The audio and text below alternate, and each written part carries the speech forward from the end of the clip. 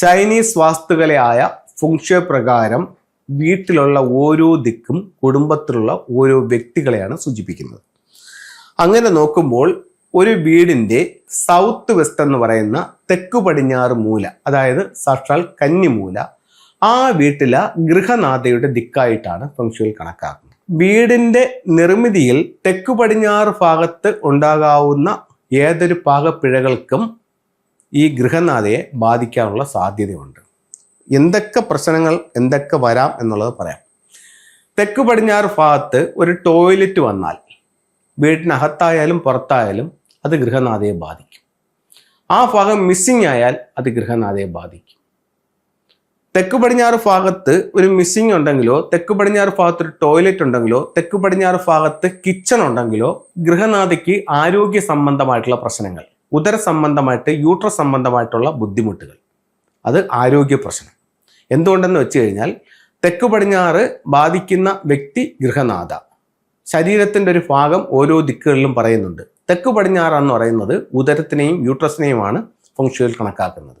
അപ്പോൾ ഇത്തരത്തിലുള്ള ബുദ്ധിമുട്ടുകൾ.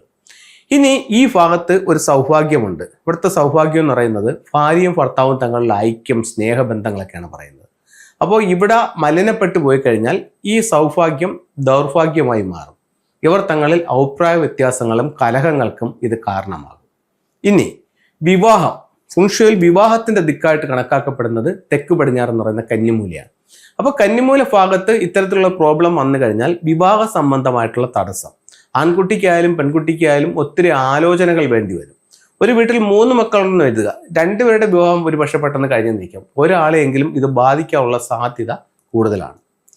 അപ്പോൾ വിവാഹ സംബന്ധമായിട്ടുള്ള തടസ്സം, സ്ത്രീകൾക്ക് ആരോഗ്യ സംബന്ധമായിട്ടുള്ള പ്രശ്നങ്ങൾ, പ്രത്യേകിച്ചും കുടുംബനാഥയ്ക്ക്, അതുപോലെ തന്നെ ഭാര്യ ഭർത്താക്കന്മാർ തമ്മിലുള്ള അഭിപ്രായ വ്യത്യാസങ്ങൾ. ഇനി ഡൈവേഴ്സ് പോലുള്ള കേസുകൾ കൂടുതലും പരിശോധിച്ച് നോക്കുമ്പോൾ കന്നിമൂലയിൽ ഉണ്ടാകുന്ന വാസ്തു പ്രശ്നങ്ങൾ ഇതിനൊരു പ്രധാന കാരണമായി മാറുന്നുണ്ട്. എല്ലാ ഡൈവേഴ്സും കന്നിമൂലയിലെ വാസ്തു പ്രശ്നം കൊണ്ടൊന്നല്ല ഞാൻ പറയുന്നത്. വാസ്തു പ്രശ്നം കൊണ്ട് ഡൈവേഴ്സിന് ഇത് ഒരു കാരണമാകാൻ സാധ്യതയുണ്ട്. അപ്പോൾ കന്നിമൂലയിൽ ഇത്തരം കാര്യങ്ങളുണ്ട്. വളരെയധികം ശ്രദ്ധിക്കേണ്ട ഒരു ദിക്കാണ് തെക്ക് പടിഞ്ഞാറ് എന്ന് പറയുന്ന കന്നിമൂല.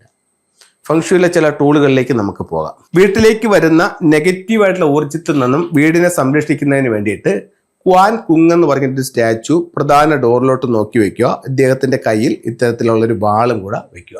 കപ്പിൾസിന്റെ ഐക്യത്തിന് വേണ്ടിയിട്ട് സൗത്ത് വെസ്റ്റില് മെൻഡേരിയൻ ഡെക്സിന്റെ സ്റ്റാച്ചു വെക്കാം. ഇപ്പൊ പറഞ്ഞ പ്രോബ്ലത്തിന് ഇതൊരു പരിഹാരമാണ്. മിസ്റ്റിക് നോട്ട് എന്ന് പറയുന്ന ഒരു സിംബൽസ് ഉണ്ട്. കപ്പിൾസ് തങ്ങളുടെ ഐക്യത്തിന് വേണ്ടിയിട്ട് അവരുടെ ബെഡ്റൂമിന്റെ സൗത്ത് വെസ്റ്റ് കോർണറിൽ വെക്കാം. അതുപോലെ തന്നെ ഡബിൾ ഹാപ്പിനെസ്, എപ്പോഴും ഒരു സന്തോഷം നിലനിൽക്കാൻ വേണ്ടി ഇത്തരത്തിലുള്ള ഡബിൾ ഹാപ്പിനെസിന്റെ സിംബൽസും നമുക്ക് ബെഡ്റൂമിന്റെ സൗത്ത് വെസ്റ്റ് കോർണറിൽ വെക്കാവുന്നതാണ്.